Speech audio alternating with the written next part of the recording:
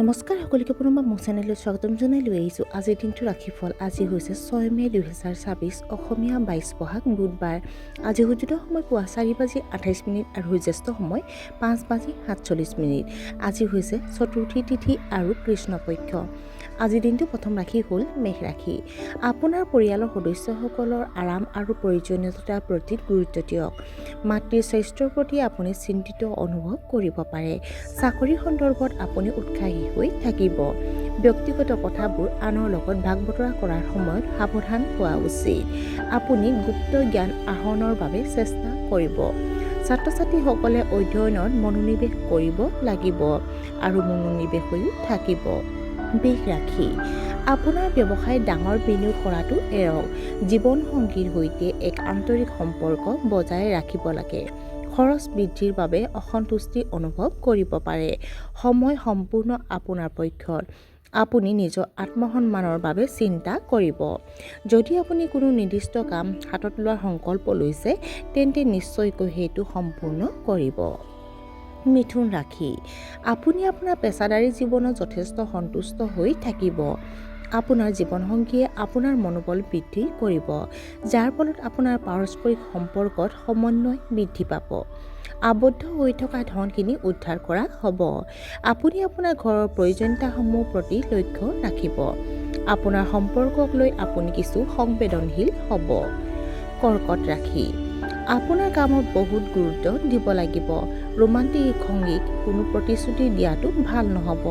কাৰ্যালয়ৰ ৰাজনীতিৰ সৃষ্টি হ'ব পাৰে। ঘৰত হঠাৎ আলহীৰ আগমন হ'ব পাৰে। কঠোৰ শব্দ ব্যৱহাৰ কৰাটো এৰাই চলিব লাগে। খাদ্যৰ তালিকাত তামসিক খাদ্য অন্তৰ্ভুক্ত নকৰিব। সিংহ ৰাশি। আপুনি এই মুহূৰ্তত নিজৰ প্ৰতিভা সম্পূৰ্ণৰূপে ব্যৱহাৰ কৰিবলৈ অক্ষম। আপোনাৰ প্ৰেমৰ সম্পৰ্কত সন্দেহৰ বীজ শিপাই যাবলৈ নিদিব। আপোনাৰ পৰামৰ্শ আনৰ বাবে অতি উপকাৰী বুলি প্ৰমাণিত হ'ব। আপোনাৰ ঘৰত সুখৰ পৰিৱেশে বিৰাজ কৰিব। আপুনি আপোনাৰ আত্মীয়ৰ ঘৰৰ কোনো অনুষ্ঠানত একগোট হ'ব পাৰে।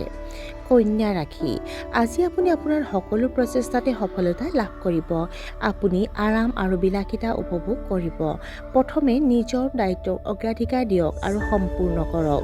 সন্ধিয়া আপোনাৰ জীৱনসংগীৰ লগত কিছু সৰু সৰু কাজিয়া হ'ব পাৰে। উচ্চ শিক্ষানুষ্ঠানৰ নামভৰ্তি লাভ কৰিব ছাত্ৰ-ছাত্ৰীসকলে। আপোনাৰ কামৰ মানদণ্ড উন্নত হ'ব। তুলা ৰাশি। আপোনাৰ বৈবাহিক সম্পৰ্কত ঘনিষ্ঠতা বাঢ়িব। আপোনাৰ অহংকাৰী আচৰণৰ বাবে আত্মীয়ই আপোনাৰ ওপৰত অসন্তুষ্ট হ'ব পাৰে। কৰ্মক্ষেত্ৰত আপোনাৰ অৱদানক শলাগ লোৱা হ'ব। আপোনাৰ কামত মানুহ অতিশয় সন্তুষ্ট হ'ব। ইণ্টাৰনেটৰ জৰিয়তে লাভ কৰিব পাৰিব আনন্দদায়ক খবৰ। বৃশ্চিক ৰাশি। আজি ৰাতিপুৱাৰ পৰাই আপুনি যথেষ্ট আনন্দ অনুভৱ কৰিব। তৰ্কত লিপ্ত হোৱাৰ পৰা বিৰত থাকিব লাগে। আপোনাৰ কামৰ বোজা দুপৰীয়াৰ পিছত বৃদ্ধি কৰিবলৈ নিৰ্ধাৰণ কৰা হৈছে। ৰাতিপুৱাই সকলো প্ৰয়োজনীয় কাম সম্পূৰ্ণ কৰাটো আপোনাৰ বাবে ভাল হ'ব। আপুনি নিজৰ কৰ্তৃত্ব দৃঢ়ভাৱে প্ৰয়োগ কৰিব। অৱশ্যে উচ্চ পদবীত থকা মানুহৰ পৰা উদাসীনতাৰ সন্মুখীন হ'বলগীয়া হ'ব পাৰে। ধনু ৰাশি। আপোনাৰ আৰ্থিক অৱস্থাৰ সন্দৰ্ভত অসন্তুষ্টিৰ ভাৱ এটা আহিব পাৰে। আপোনজনৰ আচৰণত আপুনি হতাশ অনুভৱ কৰিব পাৰে। সন্ধিয়া ধৰ্মীয় ৰীতি-নীতি আৰু পূজাৰ প্ৰতি আপুনি তীব্ৰ আগ্ৰহ প্ৰকাশ কৰিব। আপুনি ঋতুভিত্তিক ৰোগৰ বলি হ'ব পাৰে। নিজৰ ভুলবোৰ শুধৰাবলৈ চেষ্টা কৰক। পুৰণি ঋণ পৰিশোধ কৰিবলৈ চেষ্টা কৰিব পাৰে। মকৰ ৰাশি। জীৱনসংগীৰ লগত আপোনাৰ সমস্যাবোৰ শ্বেয়াৰ কৰক। আপুনি হয়তো প্ৰাকৃতিক দৃশ্যৰ সৌন্দৰ্য উপভোগ কৰিব পাৰে। আজি আপুনি আপোনাৰ পেছাদাৰী ক্ষেত্ৰখনত বেছিভাগেই শান্ত হৈ থকা উচিত। আপোনাৰ কামত আপুনি আৰ্থিক লাভৰ অভিজ্ঞতা লাভ কৰিব। সহকৰ্মীসকলৰ আচৰণক লৈ আপুনি অলপ চিন্তিত অনুভৱ কৰিব পাৰে। কুম্ভ ৰাশি। নতুন প্ৰকল্প সন্দৰ্ভত উৎসাহৰ সৃষ্টি হ'ব। আপোনাৰ জীৱনসংগীয়ে আপোনাৰ অনুভৱক সন্মান কৰিব। পৰিয়ালৰ ভিতৰত সুখৰ পৰিৱেশ বিৰাজ কৰিব। পৰিস্থিতি সম্পূৰ্ণৰূপে আপোনাৰ নিয়ন্ত্ৰণত থাকিব। আপোনাৰ আৰ্থিক অৱস্থা অতি উত্তম হ'বলৈ নিৰ্ধাৰণ কৰা হৈছে। আপোনাৰ সম্পৰ্কক লৈ আপুনি যথেষ্ট আৱেগিক অনুভৱ কৰিব। আৰু আজিৰ দিনটোৰ শেষৰ ৰাশিটো হ'ল মীন ৰাশি। কামৰ হেঁচা আপোনাৰ বাবে লাঘৱ হ'ব। নতুন ঘৰ কিনা বা নিৰ্মাণৰ ধাৰণাটোৱে আপোনাৰ মনত গঢ় লৈ উঠিব পাৰে।